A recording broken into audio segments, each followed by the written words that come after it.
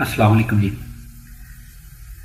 The technologist channel की तरफ से आप सबको लेक्चर नंबर 2 में ethical hacking and basic concepts जो कि आज के हमारा लेक्चर है उसमें खुशामदीद कहता हूँ।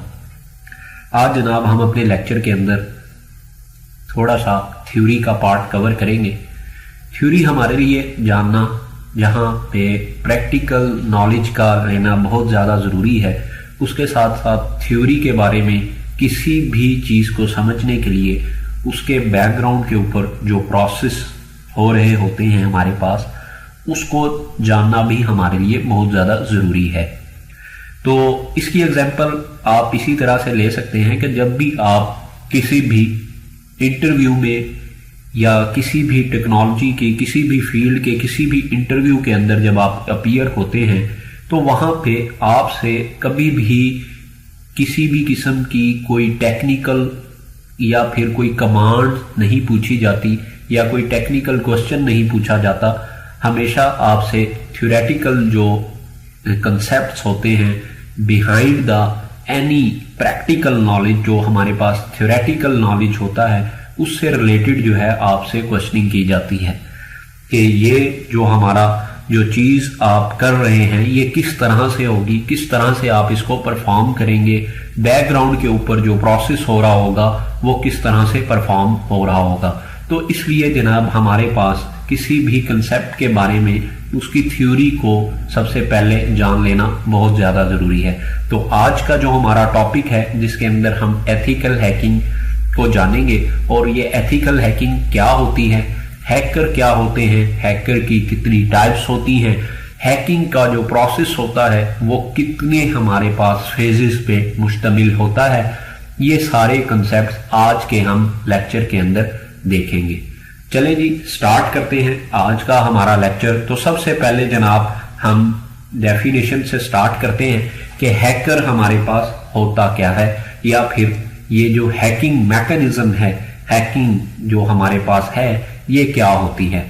तो कंप्यूटर साइंस के अंदर हमारे पास हैकिंग एक ऐसी स्किल, एक ऐसी आर्ट को कहा जाता है जिसके अंदर कोई पर्सन जो है आपका अनऑथराइज्ड तरीके से हमारे सिस्टम या फिर डाटा के ऊपर एक्सेस हासिल कर लेता है, उस सिस्टम के या उस एप्लीकेशन के वीक पॉइंट्स को ढूंढता हुआ।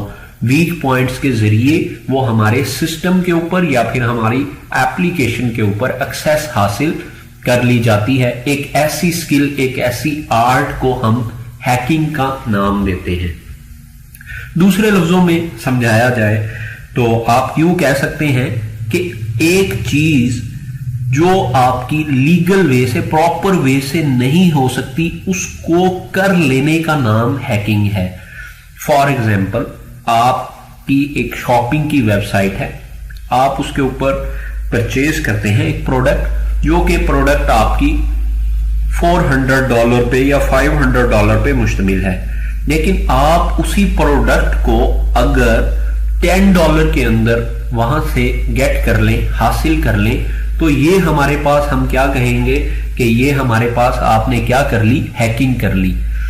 और आप जो हैकिंग को परफॉर्म करेंगे वो क्या कहलाएंगे, आप एक हैकर कहलाएंगे कि आपने ओरिजिनल में जिस प्रोडक्ट का प्रोसेस था कि आपको उस प्रोडक्ट को $400 पे करके आप उस प्रोडक्ट को हासिल कर सकते थे, लेकिन आपने उसको एक ऐसे वे से हासिल कर लिया जो ओरिजिनल में उसका डिफाइंड प्रोसेस नहीं था।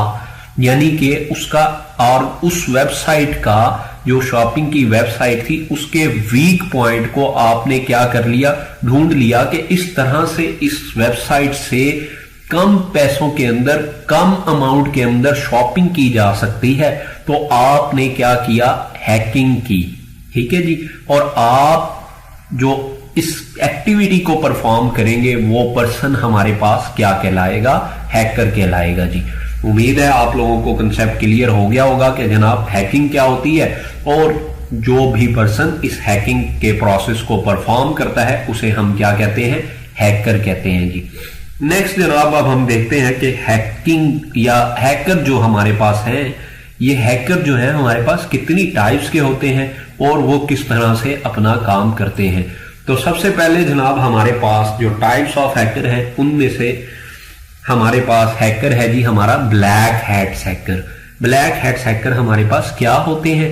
हैकर्स ये एक ऐसे हैकर्स होते हैं जो कि अपनी स्किल्स, अपनी जो एक्टिविटीज होती हैं उसको डिस्ट्रक्टिव प्रोसेस के लिए, डिस्ट्रक्टिव पर्पस के लिए यूज करते हैं। जैसे मैंने अपनी एग्जांपल दी आपको कि जनाब एक वेबसाइट है जो शॉपिंग की वेबसाइट है, वहां पे एक प्रोडक्ट अगर $400 की है तो उसी प्रोडक्ट को अगर आप $10 के अंदर हम उससे हासिल कर सके तो हमारे पास ये एक एक्टिविटी, एक डिस्ट्रक्टिव एक्टिविटी है। इसका नुकसान किसको होगा?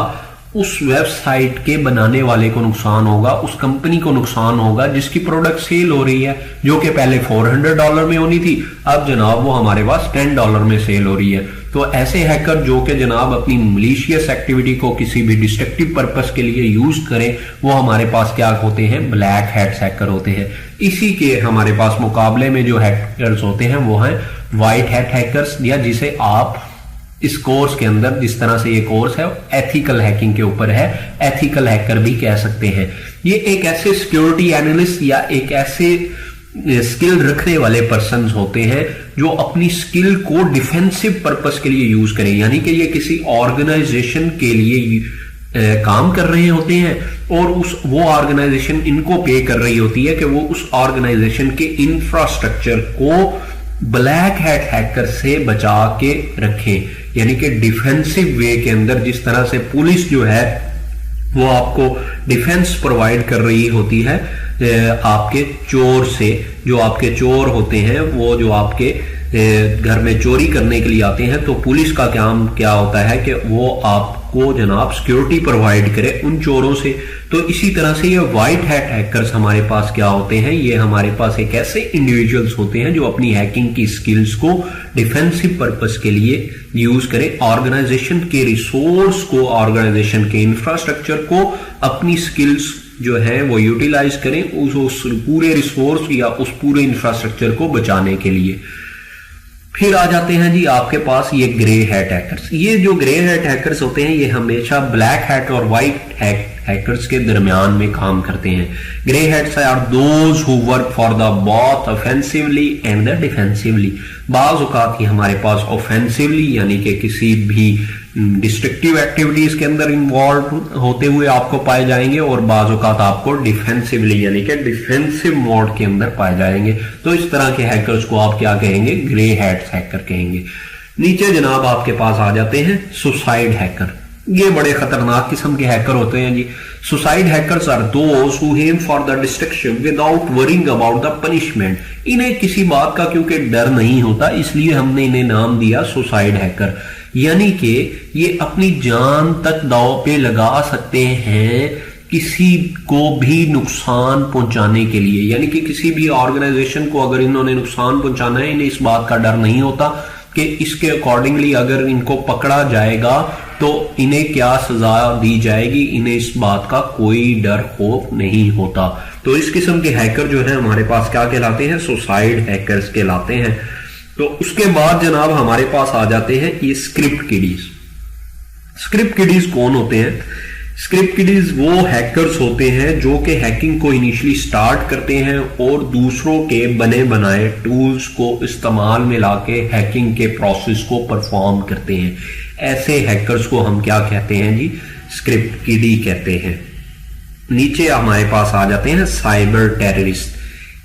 ये हमारे पास एक ऐसे हैकर्स होते हैं जो हमारे पास पॉलिटिकल बिलीव्स और रिलीजियस एक्टिविटीज के अंदर या कोई भी हमारे पास एक ऐसा मकसद जो कि किसी पॉलिटिशियंस को या फिर किसी रिलीजियस किसी भी एलिमेंट के लिए ये हैकिंग परफॉर्म करते हैं और उनको लार्ज स्केल पे किसी भी चीज का डर पैदा कर दिया या कोई एक ऐसी पोस्ट के जरिए, कोई ऐसी एक्टिविटीज के जरिए कि जनाब हमारा पॉलिटिकल एजेंडा गेन किया जा सके।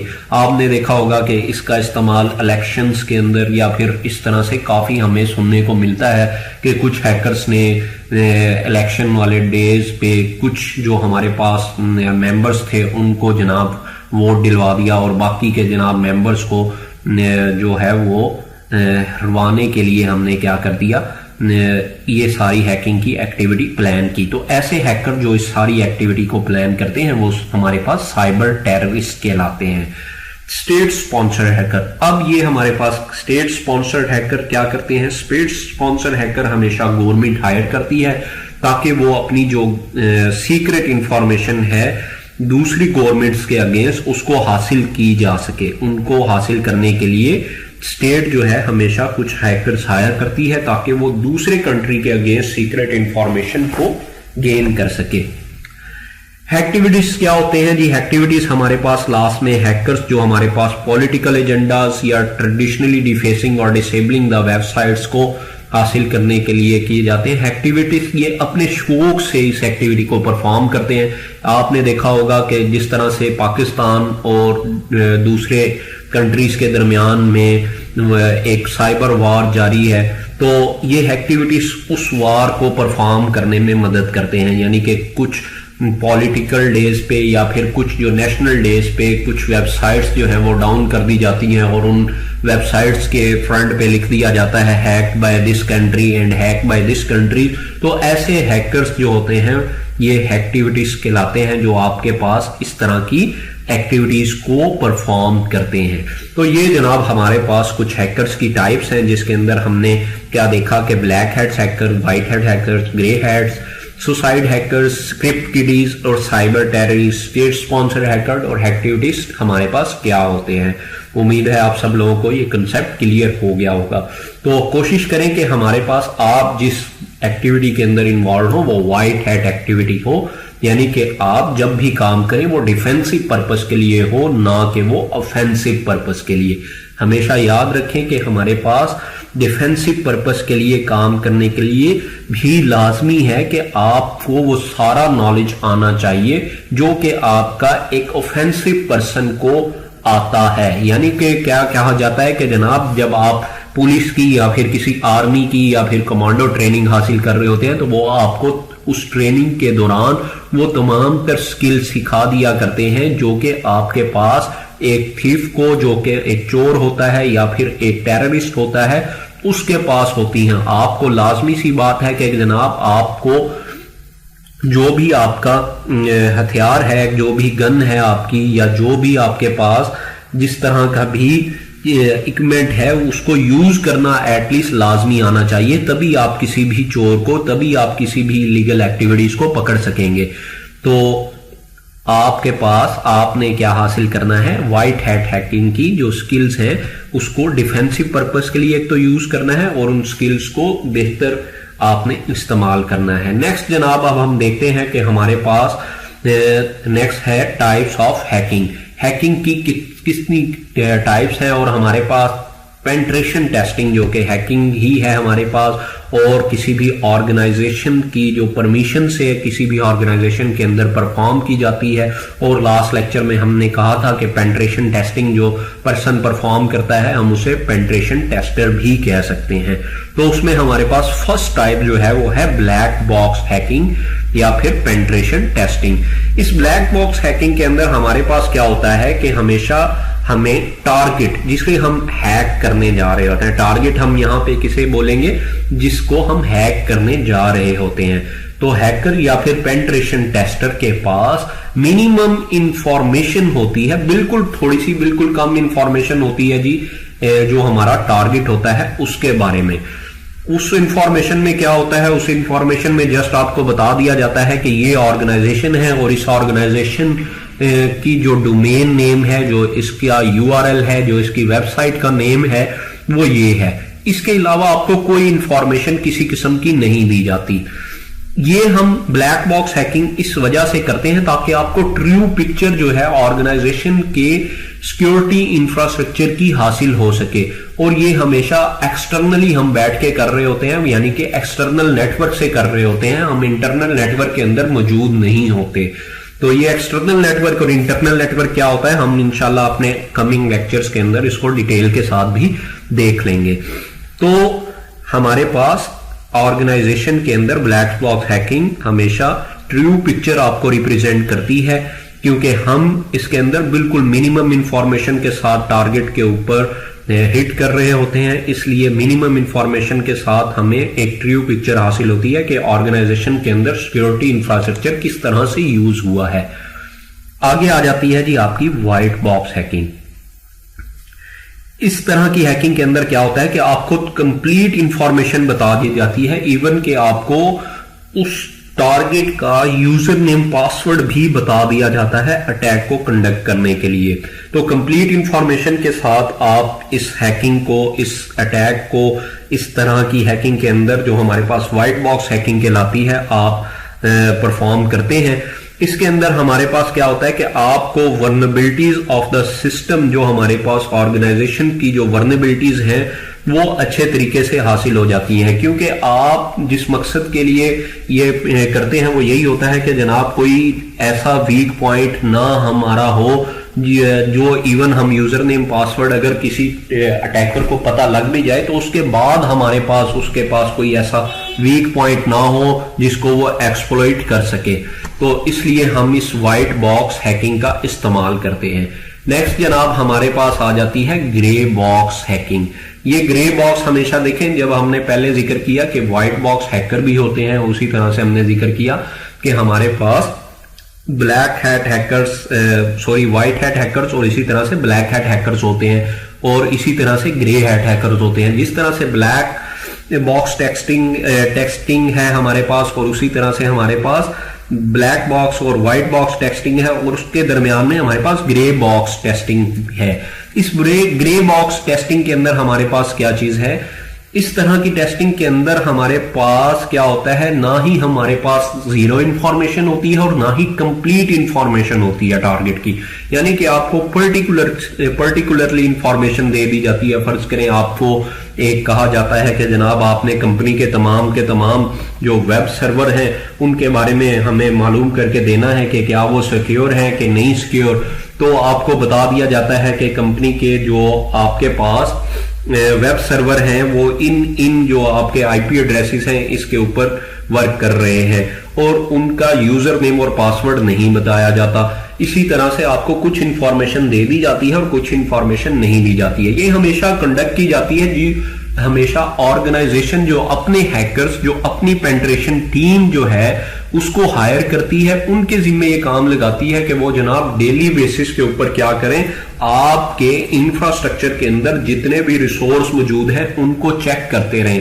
अब उन रिसोर्स से रिलेटेड इंफॉर्मेशन जो है ये जो सिक्योरिटी टीम होती है वो किससे हासिल करती है, वो डाटा सेंटर से हासिल करती है। डाटा सेंटर वाले लोग जस्ट उन्हें बता देते हैं कि जनाब ये आईपी एड्रेसेस हैं, इनके बारे में आपने सिक्योरिटी टेस्ट करके, इनके बारे में पेनिट्रेशन टेस्टिंग परफॉर्म करके आपने हमें जस्ट ये बता देना है कि ये लूप होल्स हैं, इनको अगर आप सिक्योर कर लेंगे तो आपके जो ये वेब सर्वर हैं ये एक सिक्योर वेब सर्वर बन जाएंगे।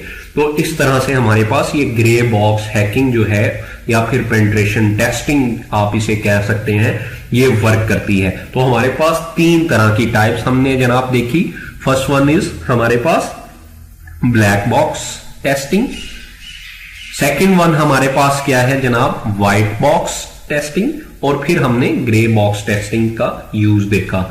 नेक्स्ट हमारे पास जनाब हम देख लेते हैं मोस्ट इंपॉर्टेंट चीज जिसके बारे में आपका कंसेप्ट बहुत इंपॉर्टेंट है और क्लियर होना चाहिए, क्योंकि आगे जाके हमने इसी को यूज करना है। 1 बाय 1 इन चीजों को डिस्कस भी करेंगे इंशाल्लाह हम अपने लेक्चर्स के अंदर। तो ये कंसेप्ट जनाब आपके बिल्कुल क्लियर होने चाहिए यहाँ पे आपके, कि हमारे पास हैकिंग जो हमारे पास एक मैकेनिज्म है, हमने अभी देखा कि एक एक्टिविटीज है जो कि हमारे पास लूप होल को एक्सप्लॉइट करते हुए, लूप होल को तलाश करते हुए हम सिस्टम के ऊपर अनऑथराइज एक्सेस हासिल करने को कह रहे हैं कि हैकिंग हमारे पास है। तो उस हैकिंग जो हम जिसको अभी पढ़ने जा रहे हैं, तो उसको जब हम परफॉर्म करेंगे तो वो कितने फेजेस के अंदर होगी, कितने स्टेप हमें करने पड़ेंगे।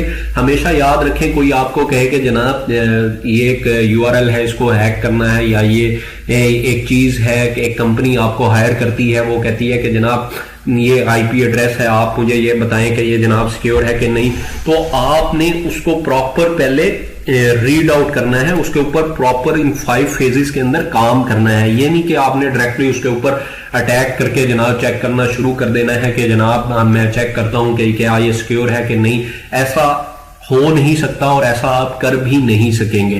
तो उसके लिए नंबर 1 आपको स्टेप बाय स्टेप चीजों की जरूरत होगी, जो स्टेप बाय स्टेप आपको परफॉर्म करने पड़ेंगे। और इसके साथ साथ आप अपनी डॉक्यूमेंटेशन जो है उसको भी परफॉर्म करेंगे। ये नहीं है कि आपने ये सारी चीजें जो है वो परफॉर्म करते जाना है और डॉक्यूमेंटेशन की तरफ फोकस नहीं करना। तो एक अच्छा पेनिट्रेशन टेस्टर जो होता है वो हमेशा डॉक्यूमेंटेशन को भी साथ साथ परफॉर्म करता है। और एट द एंड कंपनी को जो कि हम अपने लास्ट कुछ लेक्चर्स के अंदर, लास्ट मॉड्यूल के अंदर देखेंगे कि हमने रिपोर्ट राइटिंग कंपनी के लिए किस तरह से परफॉर्म करनी है। तो उस रिपोर्ट राइटिंग के अंदर वो सारी चीजें कंपनी को बिल्कुल क्लियरली बता देता है कि ये इंफ्रास्ट्रक्चर, ये रिसोर्स और इसके अगेंस्ट ये वर्नेबिलिटी को इस तरह से आप एक्सेस किया मैंने, और इसको अगर आप इस तरह से सिक्योर कर लें तो कंपनी जो है वो किसी भी नुकसान से पहले प्रोएक्टिव अप्रोच को अगर यूज कर लिया जाए, यानी कि जो भी थ्रेट है, जो भी हमारे पास अटैक है, उससे आने से पहले मिटिगेट कर लिया जाए, तो हमारे पास कंपनी जो है वो प्रॉफिट के अंदर जा सकती है, कंपनी को किसी किस्म का लॉस नहीं होगा। तो स्टेप बाय स्टेप जनाब हम देख लेते हैं कि हैकिंग के कितने फेज हैं। पहला फेज जी हमारे पास है रिकॉनिसेंस। रिकॉनिसेंस वर्ड जो है हमारे पास रैकी से निकला है। ये हमारे पास जो अमेरिकन आर्मी है, ये रिकॉनिसेंस जो फेज है इसका इस्तेमाल करती थी। आप इसको आसान वर्डिंग में ये भी कह सकते हैं कि this is the phase for the information gathering. इस फेज में हम क्या करते हैं, इंफॉर्मेशन गैदर करते हैं। यानी कि आपके पास फर्ज करें एक हमारे पास क्या है, एक हमारे पास URL है www.example.com। ये हमारे पास एक टारगेट URL है। तो हम इस टारगेट URL से के अकॉर्डिंगली सारी इंफॉर्मेशन को गेट करने का नाम क्या कह रहे हैं, रिकॉनिसेंस। इससे रिलेटेड हम देखेंगे कि जनाब ये जो हमारा URL है इसके अगेंस्ट हमारे पास IP एड्रेस क्या है, उस IP एड्रेस के अगेंस्ट पोर्ट्स जो हमारे पास यूज हुई हैं वो पोर्ट हमारे पास कौन कौन सी हैं, हमारे पास जो DNS सर्वर्स हैं वो DNS सर्वर हमारे पास कौन कौन से हैं, हमारे पास जिस भी ये वेब सर्वर जिस भी ऑपरेटिंग सिस्टम के ऊपर होस्ट हुआ है वो ऑपरेटिंग सिस्टम कौन सा है। आइदर वो ऑपरेटिंग सिस्टम आपका लिनक्स बेस्ड है, आइदर वो ऑपरेटिंग सिस्टम आपका विंडोज बेस्ड है। इस तरह से जितनी भी कंप्लीट इंफॉर्मेशन आपको उस टारगेट से रिलेटेड मिलती है, आपने उस इंफॉर्मेशन को 1 बाय 1 आपने डॉक्यूमेंट करते जाना है।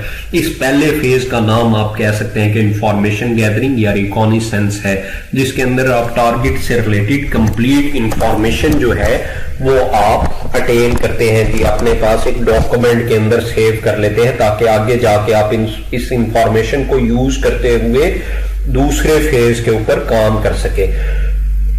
दूसरा फेज हमारे पास जनाब स्कैनिंग का है। आप इसे स्कैनिंग या फिर इन्यूमरेशन बोल सकते हैं। जो इंफॉर्मेशन आपने पहले फेज के अंदर अटेन की होती है, गेट की होती है, आप उस इंफॉर्मेशन को यहां पे यूज करते हुए नेक्स्ट प्रोसीड करते हैं। यानी कि आपने अगर वो IP एड्रेस आपको पता लग गया कि जनाब ये कंपनी का जो नेटवर्क एड्रेस है वो ये है, अब आपने देखना होगा इस स्कैनिंग के फेज के अंदर कि उस नेटवर्क के पूरे एड्रेस के अंदर कितने नंबर ऑफ IPs ऐसे हैं जो कि लाइव है इस वक्त, जिनके ऊपर आप अटैक कंडक्ट कर सकते हैं। कितने नंबर ऑफ जो पोर्ट्स हैं वो इस वक्त ओपन है और कितनी नंबर ऑफ पोर्ट किसी भी स्पेसिफिक IP एड्रेस के अगेंस्ट जो है वो हमारे पास क्लोज्ड है, ताकि ओपन पोर्ट्स के जरिए ही आप किसी सिस्टम के अंदर एंटर हो सकेंगे। कितनी नंबर ऑफ जो हमारे पास पोर्ट वो सिक्योर है और कितनी नंबर ऑफ पोर्ट्स वो सिक्योर नहीं है। वहां पे अगर कोई वर्नेबिलिटी है तो वो वर्नेबिलिटीज क्या क्या है। वर्नेबिलिटीज हम किसे कहते हैं, वर्नेबिलिटीज हम कहते हैं जी लूप होल को, किसी भी वीक पॉइंट को। तो वीक पॉइंट अगर आपके ऑपरेटिंग सिस्टम के अंदर मौजूद है, ऑपरेटिंग सिस्टम कौन सा इस्तेमाल हुआ है, उस आईपी के अगेंस्ट वहां पे आया विंडोज ऑपरेटिंग सिस्टम इंस्टॉल है, लिनक्स ऑपरेटिंग सिस्टम इंस्टॉल है, यानी कि आप फुटप्रिंट, ऑपरेटिंग सिस्टम के फुटप्रिंट हासिल कर लेते हैं। फुटप्रिंटिंग क्या होती है कि आप उस ऑपरेटिंग सिस्टम के अंदर चलने वाली यूजर्स के बारे में इंफॉर्मेशन, वहां पे चलने वाली सर्विसेज के बारे में इंफॉर्मेशन, ये सारी की सारी इंफॉर्मेशन को गैदर करने का नाम हमारे पास स्कैनिंग या फिर इन्यूमरेशन फेज है। अब जनाब जब आपके पास ये सारी कंप्लीट इंफॉर्मेशन हो जाती है, देखें ये दोनों फेज जो है, फेज नंबर 1 जिसके अंदर रिकॉनिसेंस, जिसे हमने इंफॉर्मेशन गैदरिंग का फेज कहा, और दूसरा स्कैनिंग, स्कैनिंग जिसे हम कह रहे हैं, जिसे हमने कहा इन्यूमरेशन।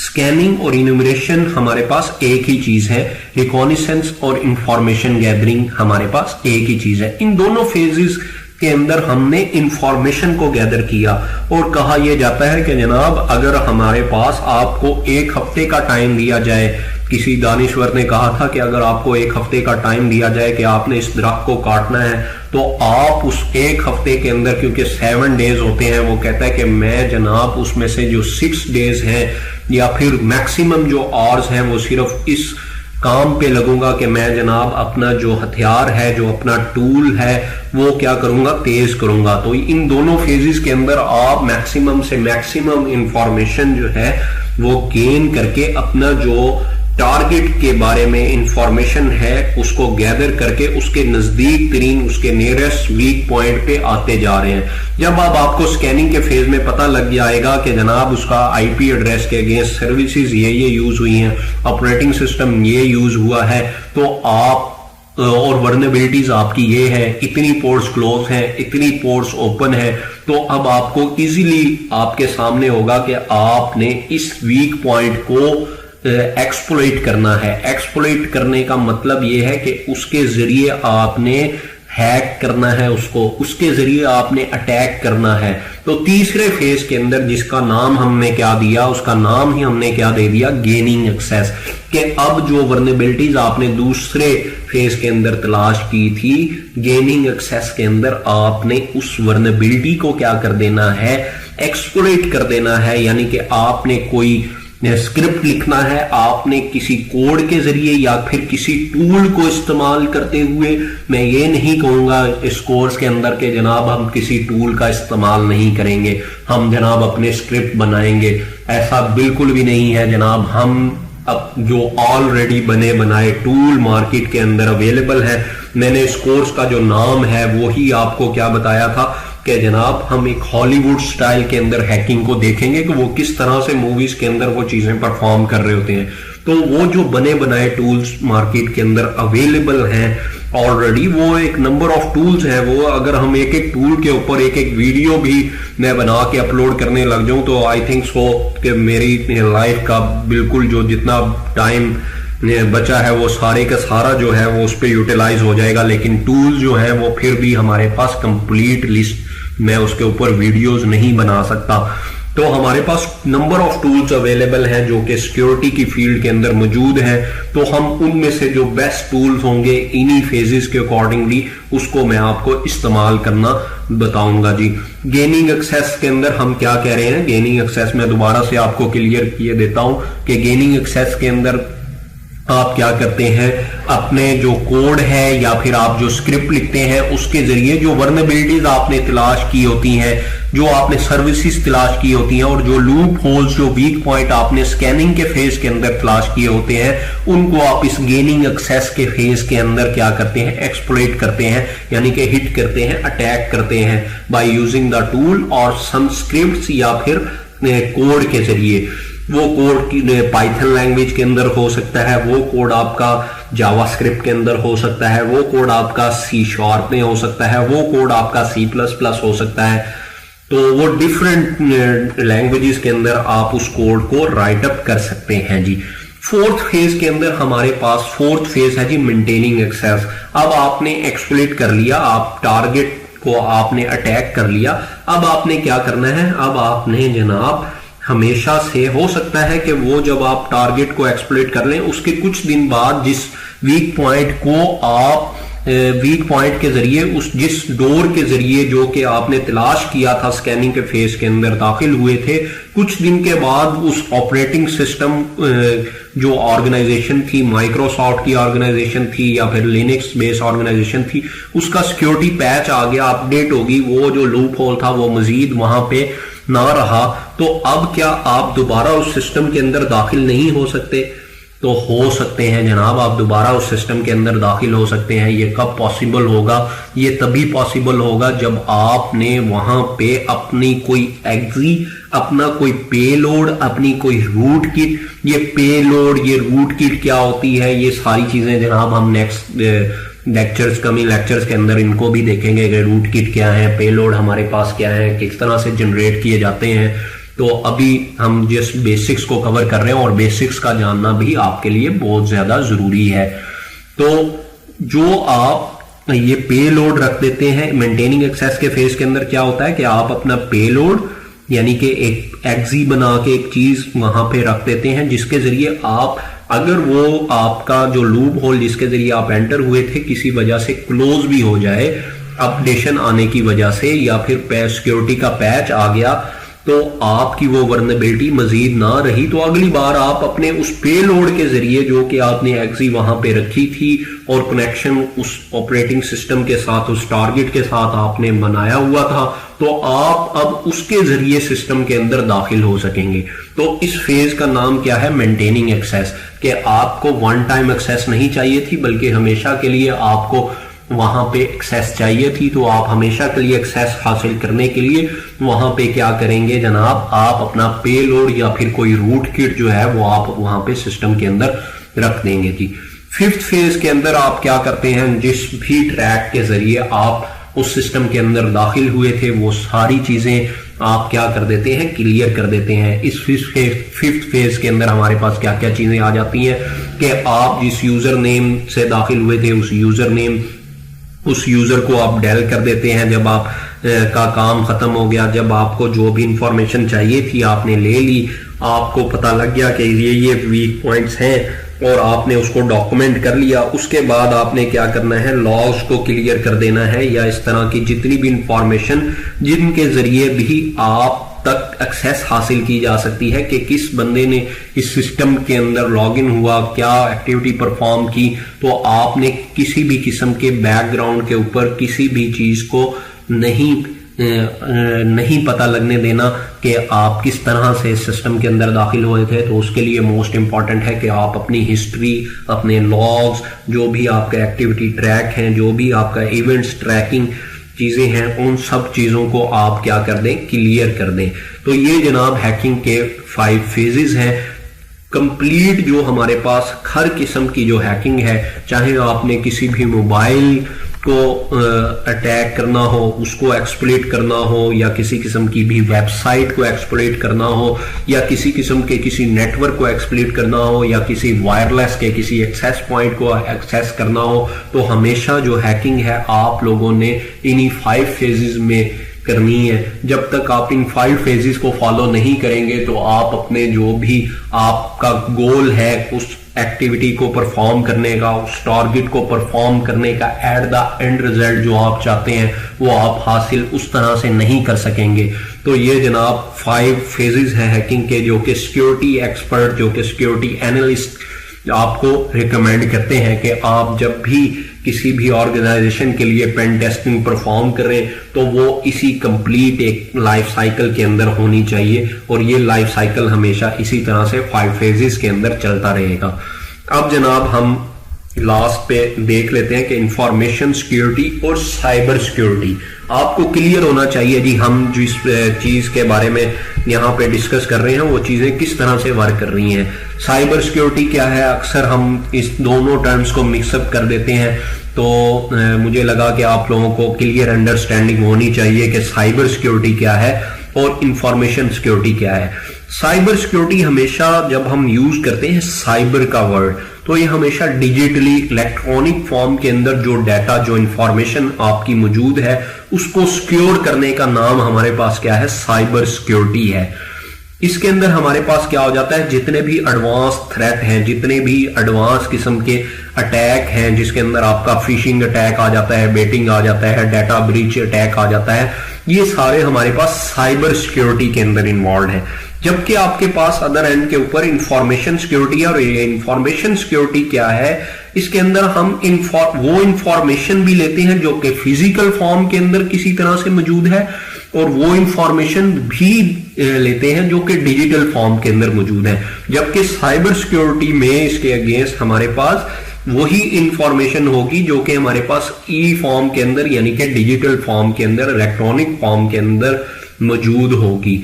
और इंफॉर्मेशन सिक्योरिटी के अंदर फिजिकल इंफॉर्मेशन, फिजिकल फॉर्म के अंदर जो हमारे पास हमारा इंफ्रास्ट्रक्चर है उसकी इंफॉर्मेशन, उसकी सिक्योरिटी भी आ जाएगी।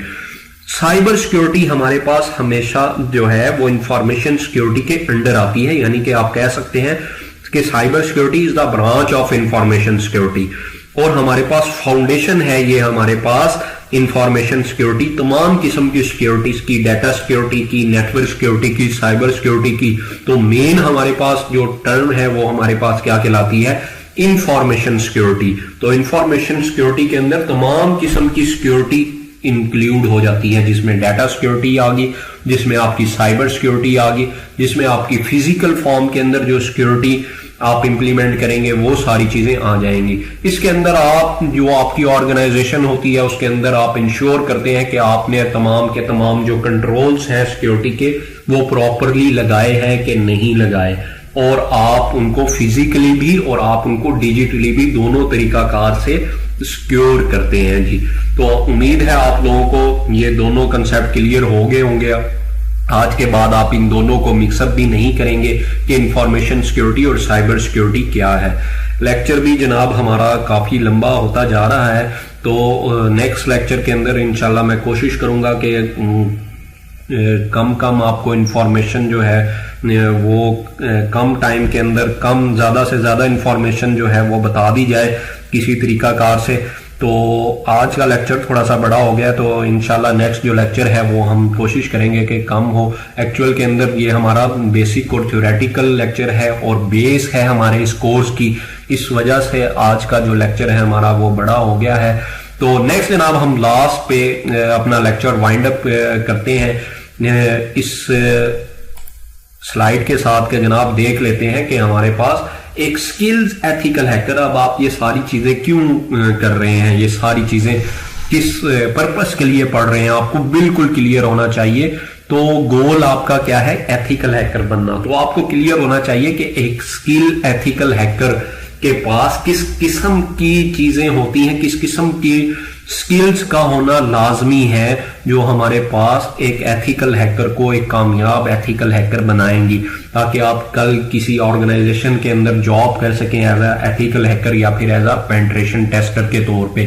तो उन टेक्निकल स्किल्स के अंदर जी हमारे पास नंबर 1 स्किल जो है आपके पास इन डेप्थ नॉलेज होना चाहिए तमाम के तमाम जो ऑपरेटिंग सिस्टम है उनका, जिसके अंदर हमारे पास कौन कौन से ऑपरेटिंग सिस्टम आते हैं जी आप लोगों को पता होगा जी। विंडोज ऑपरेटिंग सिस्टम माशाल्लाह, Linux operating system, Unix operating system, Macintosh जो कि हमारा मैक लैपटॉप्स के अंदर ऑपरेटिंग सिस्टम आता है। लिनक्स के ऑपरेटिंग सिस्टम के बारे में हम जानेंगे अपने इस कोर्स में, विंडोज ऑपरेटिंग सिस्टम के बारे में भी जानेंगे।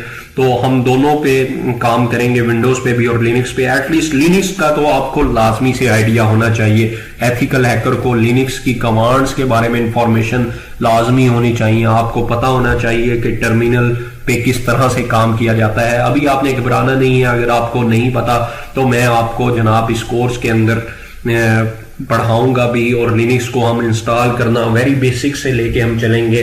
लिनक्स को इंस्टॉल भी करेंगे और उस पर काम भी करेंगे किस किस तरह से आप इस लिनक्स ऑपरेटिंग सिस्टम को लर्न कर सकते हैं। सेकंड नंबर पे जनाब आपको एक स्किल्ड एथिकल हैकर बनने के लिए नेटवर्क की बेसिक इंफॉर्मेशन और उसके कंसेप्ट जो है बड़ी डिटेल के साथ और बड़े जनाब इंपॉर्टेंट जो कंसेप्ट है, मेन जो कंसेप्ट हैं, जो पिलर हैं आपके नेटवर्क्स के, वो बड़े क्लियर होने चाहिए। तो हमारा जनाब जो नेक्स्ट जो लेक्चर है वो हमने, अगर आपने आउटलाइन देखी हो प्रीवियसली, जो हमारा फर्स्ट लेक्चर है उसके अंदर मैंने आउटलाइन को बड़ा क्लियरली डिस्कस किया था, तो उसमें हमने देखा था कि हम रिव्यू भी करेंगे नेटवर्क्स का, जो नेटवर्क की हमारे पास बेसिक इंफॉर्मेशन है हम उसके अंदर देखेंगे कि नेटवर्क हमारे पास किस तरह से काम करता है, नेटवर्क के हार्डवेयर क्या होते हैं, सॉफ्टवेयर क्या होते हैं, किस तरह से हमारा एक नेटवर्क इंफ्रास्ट्रक्चर जो है वो किसी भी ऑर्गेनाइजेशन के अंदर वर्क कर रहा होता है। क्योंकि आपने इस कोर्स के अंदर नेटवर्क के ऊपर भी पेनिट्रेशन टेस्टिंग को परफॉर्म करना है, इस वजह से, और किसी भी ऑर्गेनाइजेशन के अंदर जब आप हायर किए जाएंगे तो वहां पे आपने नेटवर्क इंफ्रास्ट्रक्चर के साथ ही डील करना होगा, उसको सिक्योर ही करना होगा। तो इस वजह से जरूरी है कि आपके पास नेटवर्क की बेसिक भी क्लियर होनी चाहिए। एथिकल हैकर के पास स्ट्रॉन्ग कमांड होनी चाहिए हमारे पास सिक्योरिटी के एरियाज की, जिसमें देखें अभी मैंने आपको रिसेंटली स्लाइड के अंदर यही बताया कि इंफॉर्मेशन सिक्योरिटी के अंदर सारी ब्रांचेस आ जाती हैं, जिसमें हमारे पास साइबर सिक्योरिटी है, जिसमें हमारे पास डाटा सिक्योरिटी है, नेटवर्क सिक्योरिटी है, वायरलेस सिक्योरिटी है। तो तमाम हमारे पास जितनी भी सिक्योरिटी के एरियाज हैं वो आपको क्लियर होने चाहिए, टेक्निकल डोमेन्स आपको क्लियर होनी चाहिए। इसके अलावा आपके पास नॉन टेक्निकल स्किल्स के अंदर हमारे पास क्या आ जानी चाहिए कि लीडरशिप हो, वो एथिकल हैकर जो है आपका लीडरशिप स्किल का हामिल हो, उसके पास जनाब हार्ड वर्क करने की स्किल हो, इसके अलावा जनाब वो पैशनेट, सबसे मोस्ट इंपॉर्टेंट चीज जो है वो पैशनेट हो स्किल को हासिल करने के लिए। जब तक आप किसी भी स्किल को हासिल करने के लिए पैशन नहीं दिखाएंगे, आप उसकी तरफ पैशनेट नहीं होंगे, आपके अंदर उसके लिए डू एंड डाई वाला जज्बा नहीं होगा, जब तक आप उस स्किल को उस तरह से हासिल नहीं कर सकते जिस तरह से उस स्किल को हासिल करने का राइट है, उसका हक है। तो इसके साथ ही जनाब मैं आपसे इजाजत चाहूंगा, नेक्स्ट लेक्चर के अंदर जनाब इंशाल्लाह मुलाकात होगी।